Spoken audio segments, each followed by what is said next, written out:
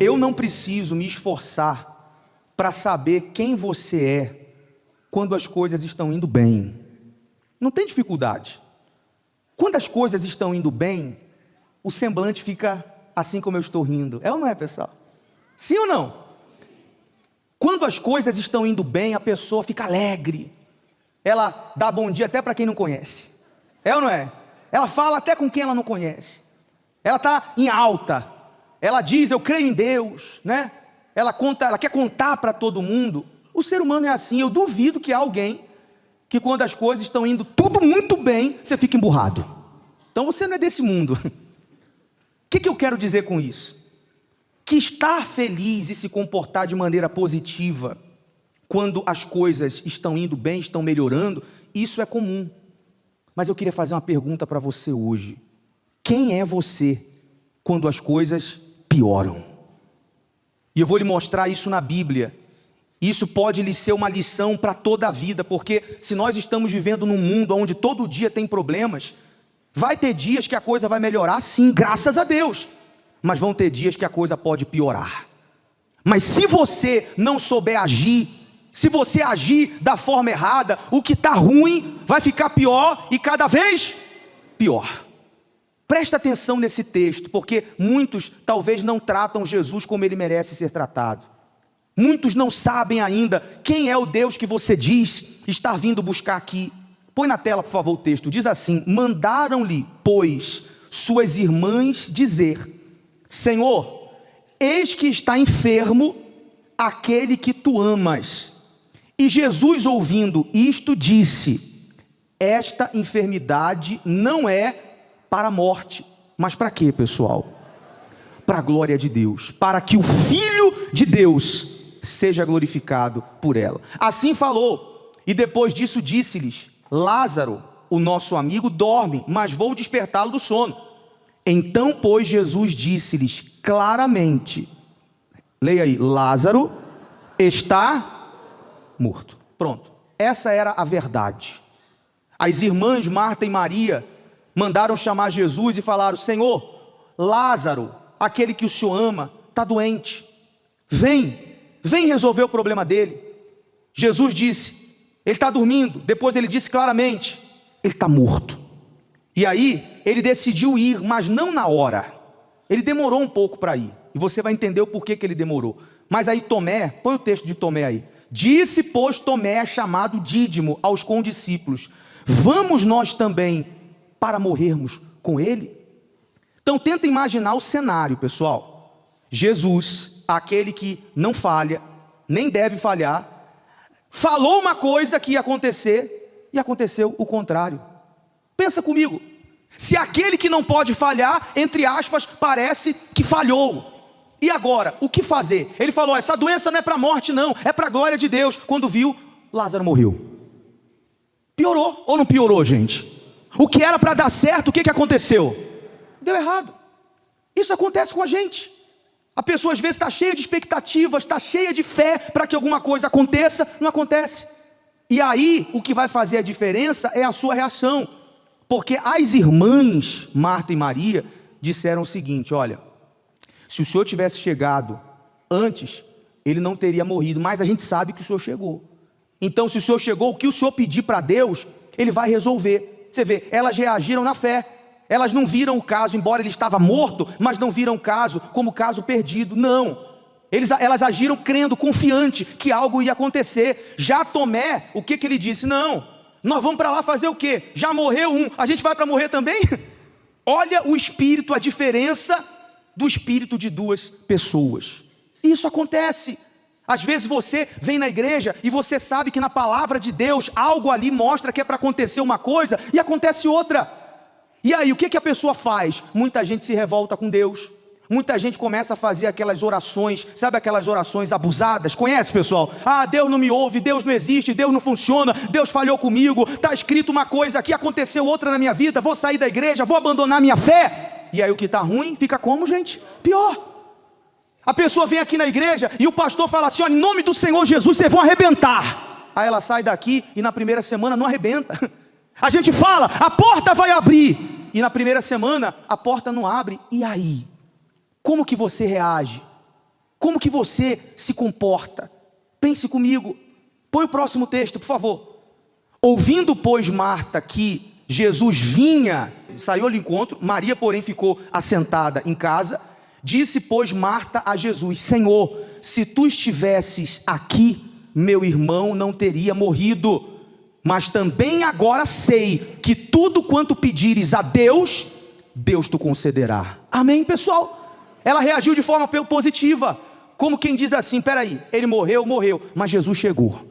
E se Jesus chegou, o que ele falar com Deus aqui, eles vão se entender, Deus vai ouvir ele e o milagre vai acontecer. Amém, gente? Pode estar acontecendo tudo o contrário do que você espera. O que está escrito, talvez você viu o contrário. O que a gente falou que ia acontecer, talvez aconteceu o contrário. Em nome de Jesus, creia nisso. Jesus chega na sua vida agora. Jesus chegou, diga: Jesus chegou. Ele chega agora lá na sua empresa, meu amigo e minha amiga. Ele chega agora lá no seu trabalho. Ele chega agora lá na sua loja. Pode ter certeza disso. E o que estava morto vai ressuscitar. Amém? Porque ele não pode falhar. Você crê nisso? Essa tem que ser a sua fé. Jesus chega, o problema está resolvido. Até aqui, nada está resolvido. Alguma coisa foi resolvida aqui? Nada. Está tudo do mesmo jeito. Mas a gente viu aqui quem já naufragou na fé, que foi Tomé e os outros que você vai ver agora. Mas as duas irmãs, vendo o irmão morto, continuam crendo que algo vai acontecer. Amém, pessoal? Põe na tela o próximo texto. Tendo, pois, Maria chegado aonde Jesus estava, e vendo-o, lançou-se aos seus pés, dizendo-lhe: Senhor, se tu falou a mesma coisa, se tu estivesse aqui, o meu irmão não teria morrido. E disse Jesus, né? Onde o puseste? Disseram o Senhor: vem e vê. Jesus chorou. Disseram, pois, os judeus: vede como o amava. E alguns deles disseram: não podia ele, Jesus, que abriu os olhos ao cego, fazer também com que este não morresse? Outra lição importantíssima aqui que a gente aprende, pessoal. Os judeus ficaram murmurando, dizendo assim: pera lá, esse homem aí que dizem que ele abriu os olhos de tantos cegos, se ele é tão poderoso, ele não podia ter evitado que Lázaro morresse? Olha só que abuso. Eles queriam determinar a forma que Jesus ia agir. Vê se pode uma coisa dessa. Mas tem muita gente assim hoje em dia também. Ela quer que a coisa aconteça do jeito de quem, pessoal? Do jeito de quem? Do jeito dela. Só que para pensar, qual o jeito que é melhor, pessoal? Do meu jeito ou do jeito de Deus? Do seu jeito ou do jeito de Deus? Mas eles queriam dizer: não, ele podia não ter deixado ele morrer. Eles não estavam entendendo nada, pessoal. O propósito era muito maior do que eles podiam imaginar. O propósito era esse, a grande revelação era essa. Põe na tela o próximo texto aí, por favor. Jesus, pois, movendo-se outra vez muito em si mesmo, veio ao sepulcro, e era uma caverna, e tinha uma pedra posta sobre ela. Jesus disse: tirai a pedra. Marta, irmã do defunto, disse-lhe: Senhor, já cheira mal, porque já é de 4 dias. Você vê como isso é interessante. Há pouco elas estavam na fé, mas agora não vigiaram, já estavam entrando na dúvida. Uma hora disseram assim: não, se o senhor estivesse aqui, ele não teria morrido, mas Deus vai te atender. Agora já estavam na dúvida aí, dizendo: ô senhor, já morreu tem quantos dias, pessoal? 4 dias. Tem certeza que o senhor vai nessa aí mesmo? Olha só como as coisas mudam. Por isso você tem que ter cuidado, porque senão hoje você vai estar hoje você está na fé, e amanhã você pode estar onde? Na dúvida. Não. Segue o texto, por favor. Jesus lhe disse: não te tenho dito que, se creres, verás a glória de Deus? Era Jesus querendo dizer para elas assim: ô mulher, pelo amor de Deus, dá para você crer? Dá para você confiar no meu poder?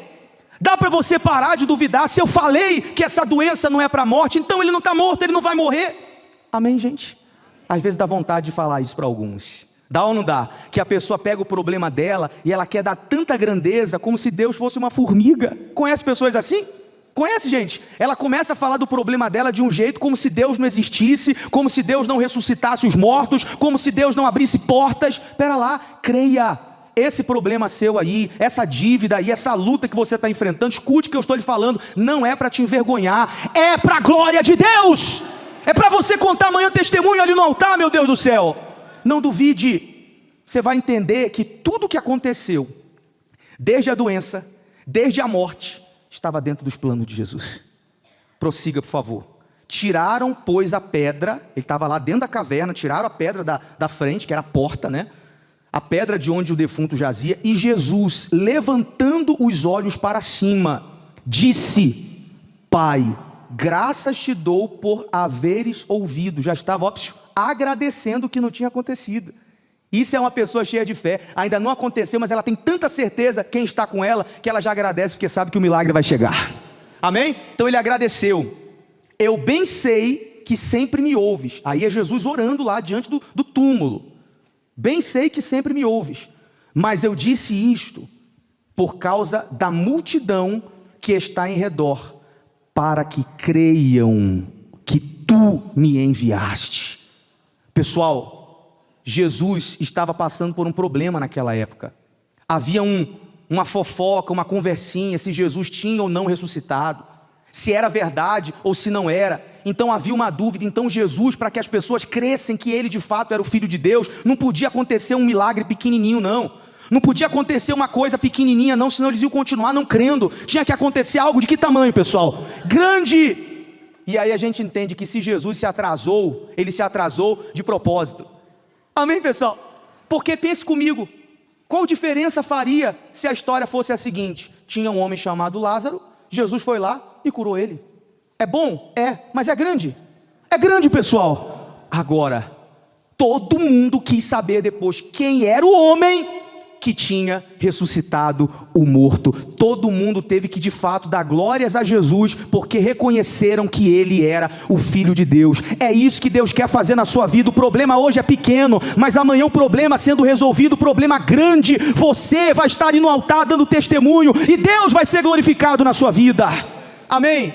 Talvez hoje, se te ajudar a pagar essa dívida de R$100, aí você vai chegar ali e vai dizer assim: ó, Deus me ajudou a pagar a dívida de R$100. A pessoa vai falar assim: R$100, pelo amor de Deus. Agora, se o problema está grande, a sua vergonha está grande, a sua humilhação está grande, e parece que está piorando, não está piorando não, Deus está preparando o seu grande testemunho. Amém? Deus quer fazer algo grande na sua vida, para que quando aconteça, venha todo mundo que te conhece, venha querer conhecer o seu Deus, venha toda a sua família querer conhecer o seu Deus. Por quê? Até para as pessoas se convencerem que Deus é grande, hoje em dia está difícil. Está cheio de Tomé aí fora. Você fala assim: ó, Deus mudou a minha vida. A pessoa fala: mudou mesmo? Será que não é inteligência artificial? Será que não é mentira? Será que você não foi pago para dar esse testemunho? Então, de fato, para que todo mundo veja que o seu Deus é grande, o que tem que acontecer também tem que ser de que tamanho, gente? Grande. Então, por favor, fique de pé no seu lugar, dê um salto e diga: Deus vai fazer coisas grandes. Diga: o meu milagre vai ser grande, o meu testemunho vai ser grande, em nome do Senhor Jesus. Você crê nisso?